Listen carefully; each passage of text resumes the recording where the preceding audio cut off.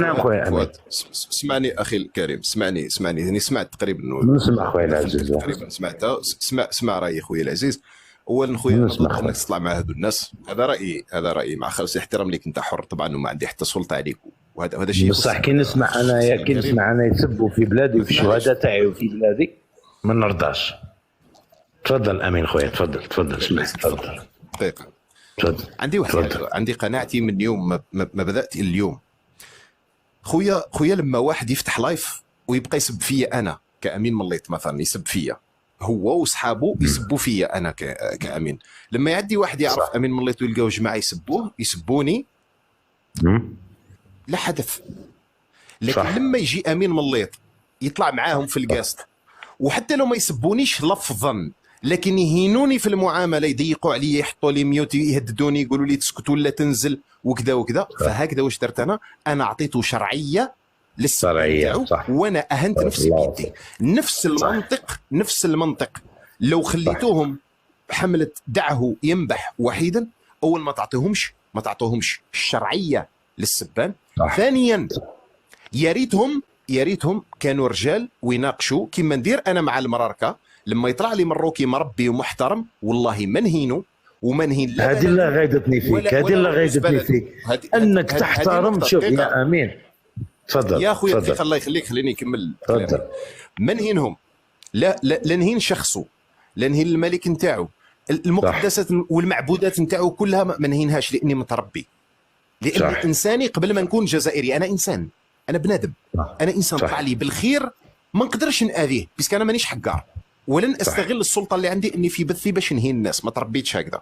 هذه نقطه. انا لو كان يجي عندي مروكي، انا مروكي، لو كان ندخل مروكي لداري ساعامله احسن معامله. فهمتني؟ ساعامله احسن معامله. مستحيل نقول لك مرحبا بك في داري ونهينك ونجوعك، لا نقول لك تفضل دخل دير دوش، نعطيك احسن فراش، نعطيك احسن اكل. هذه تربيتي. بصح كي تدخل داري وتولي تطول في لسانك، ولا تبدا تحشر في مناخيرك، تقول لي علاش حط الفازه هذه هنا ما حطهاش هنا، وعلاه راك تعشى باللحم ما تعشاش بالدجاج، تما نكسر لك الفازه على راسك نقول لك ديجاج من داري. شوفوا هذا هو شعاري انا. شفت هذه اللي غادني فيها الحال خويا امين. ما يهمنيش. انا نحارب بقناعاتي. اوكي انا بقناعاتي. انا من صغري عندي انفور كاركتر. من صغري ما نتاثرش بالناس، نمشي بشخصيتي انا عمرهم صحابي وانا صغير توجور صحابي اللي كانوا لا جينيراسيون ديالي نشوفهم اقل مني، توجور نهضر مع الناس اللي كبر مني. فما نستناش انا واحد من الزريبه راح يوري لي مكارم الاخلاق، لانه سبب اضافي. بما انه احنا رانا نتحدثوا على حرب نفسيه وعلى الصوره ليماج دو بي، فالفو تكون ذكي. يدخلوا لي انا شاركوا معايا سوريين، لبنانيين، فلسطينيين، مصريين، شاركوا معايا. فلما المصري او السوري او الاردني او الليبي حتى لما يشوفني نحقر في المراركه في لايفي وش يقول الجزائري حقا.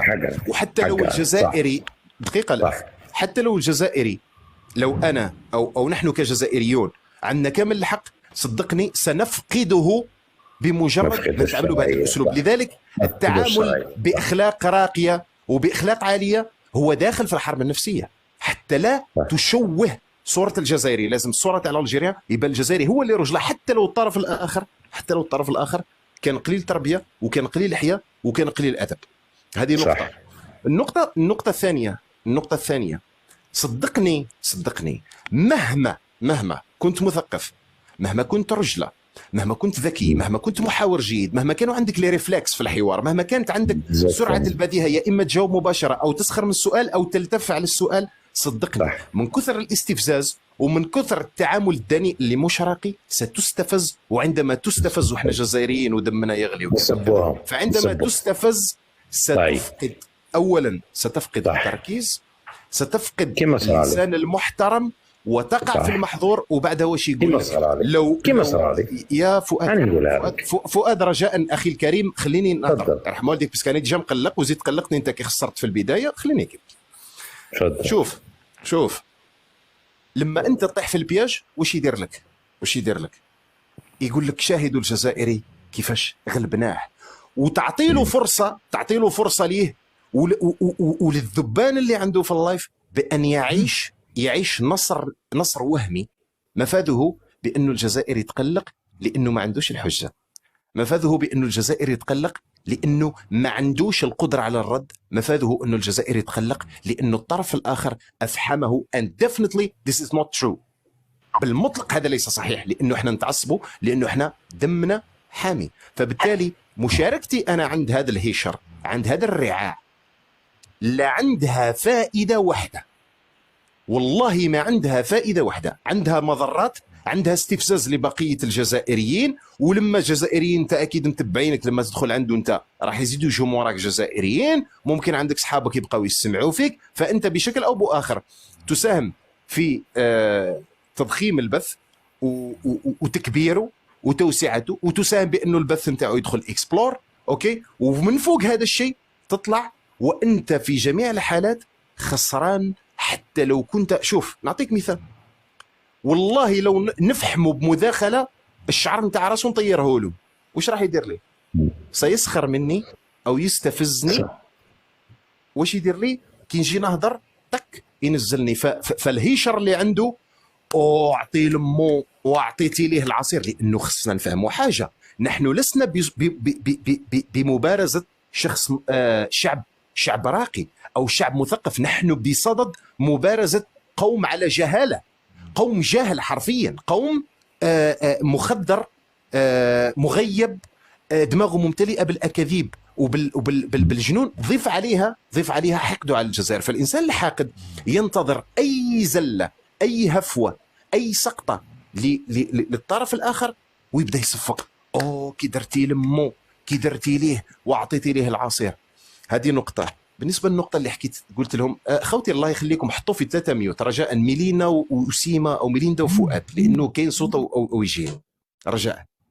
بالنسبه خويا للنقطه نتاع المناظره او المحاوره، خويا العزيز انا قلتها مرارا وتكرارا ونزيد نعاودها لخويا، معليش، مع خالص الاحترام ليك خويا العزيز. مش معناتها اني جونتي مع اولاد بلادي او اني اتواضع لولاد بلادي ونطلع كل الناس. انا ما عنديش هذه نتاع هذاك مثقف نطلعوا وهذاك مش مثقف. انا عندي ولاد بلادي كاع نحبهم وكاع نبغيهم، وخصوصا خوتي اللي ديما معي. ما عنديش انا هذيك نتاع هذاك الفوق وهذاك التحت. كل الناس سواسيه عند رب العالمين، فبالتالي هم سواسيه عندي، الا بالتقوى، الا بالاخلاق. اللي ماهوش مربي ياخذ على دماغه ويروح، حتى لو حامل الجنسيه الجزائريه او اللي يتجوز في حقي ولا اللي يطلع يغلط في حق بلادنا، حتى لو جزائري راح ياخذ في حقه ويروح.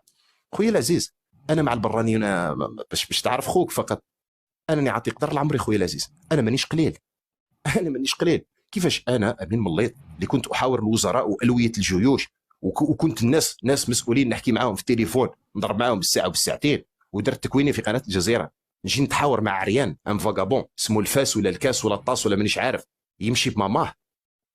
مش معناتها اني بعيد عن الاعلام، ومش معناتها اني نطلع الناس الكل معناتها اني قليل. نعرف نطيح خشين كما يطيحوا لي تيك توكر هذوك، نعرف نطيح خشين طري بيان، ونعرف نعطي قدر العمري، ومن اليوم نوقف القاست ونعيش الدور وكذا. بصح this is not me، هذا مش انا. لانه الهدف الاول بالنسبه لي هو ان ينتصر الجزائر في الكوتي بسيشيك. انه انا كي يطلع عندي جزائري هنا يضحك، ولا يطلع جزائري يغني، ولا كي يطلع جزائري يحرش بهم، انا بالنسبه لي هذا ستان سوكسي. بوركوا لو سوكسي؟ باسكو هاد الناس حابين يخرجوا الشعب الجزائري على رحمه ربي. فوالا، حابين يستهدفوا. واش يقول لك في الاهداف نتاع الحروب النفسيه والاعلاميه؟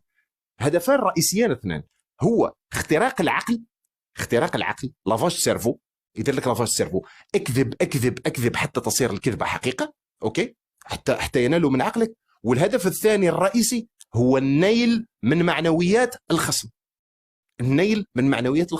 فانا لما باريزون زينو اللي نطيح خشين ويجيني باريزون واحد خويا جزائري خاطيه السياسه ويحبني انا يحبني في الله، يحبني، يجي يقول لي امين خويا طلعني والله غير نحبك وعزيز عليا ومرحبا بك عندنا في الولايه تاعنا وكذا.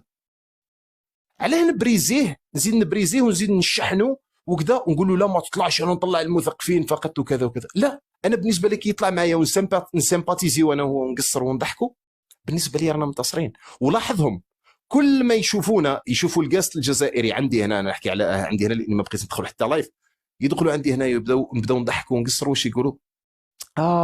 الجزائريين كي دايرين التنوفيق راهم يشيتوا راهم كذا. بس حتى هذه تضيق لهم، بس ما يحبوش يشوفونا يد واحده، وما يحبوش يشوفوا بيناتنا الاحترام، وما يحبوش يشوفونا نضحكوا، ويحبوا يشوفونا هايجين. يحبوا كي يدخلوا اللايف تاع امين مليط، يا جماعه قالوا على الامير عبد القادر بلي هكذا، يا جماعه طعنوا في الثوره، يا جماعه قالوا باللي هما عايشين خير منا هما.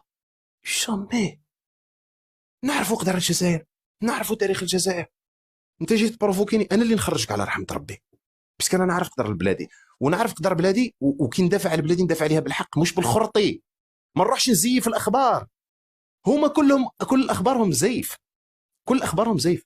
فمع خالص احترامي لشخصك الكريم خويا العزيز مانيش قليل، انا باش نحاور الهيشر، انا متواضع فقط مع اولاد بلادي. انا البراني خويا انا عاطي مكانتي الحقيقيه لعمري، فهمتني؟ انا ما كانش لايف تاع اشقاء عرب من الاردنيين الفلسطينيين اللبنانيين شاركت فيه ما طلبوش مني نبقى، حتى السعوديين والله التعليقات كلها. بنت مصريه كذلك شاركت معها مره، التعليقات كلها خلي الاخ الجزائري الله يخليك ما تنزلوش، حابين يزيدوا نسمعوه اكثر. مسخره بيا. نروح انا نحاور الرعيان هادو، الرعيان اللي يمشوا